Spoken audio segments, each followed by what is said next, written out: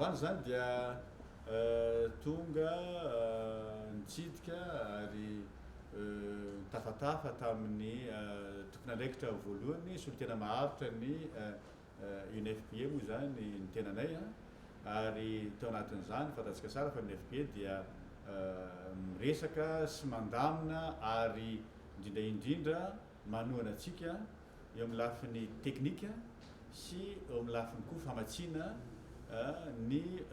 programa mahakasika ny vehivavy ary ao koa zany mahakasika koa ny ankizy mazava ho azy. Ao anatin'izay zany dia zavatra anankiroa tena niresahanay ngeza be dia ny voalohany dia mahakasika ny fandrindrana ny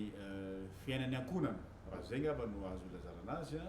ataontsika le hoe planning familial. Ao anatin'izy io moa zany dia misy ngeza be zany lay asa atao zay fampianana ny tany fiterahana amin'ny ankapobeny mba hifanantsahana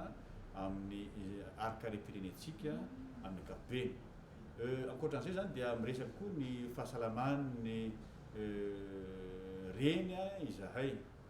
dia io koa zany dia tena zava-dehibe mihitsy mba ahafahan'ny renireny koa mandray anjara zany amin'ny fampandrosoana ny firenetsika. Na zany na tsy zany aza nefa dia hita ihany fa misy fienana ny famatsiana azotsika ary zay fienana zay no nahatonga atsika malagasy zany zay tsy maintsy mandray andraikitra isika mandray fepetra manokana, tsy ny abetsaka ny vola anie ny tena zava-dehibe fa ny fampiasana ny vola araka ny tokony ho izy mifanaraka amin'ny filàny malagasy ary atao zay atonga an'izany hipaka any fotony amin'ireo tena misy azy dia ny vehivavy rehetra manerana nosy. Ary nresahanay manokana moa zany ny vehivavy any atsimo mba tsy ho adino mihitsy, ary io moa zany dia tafiditra tsara ao anatin'ilay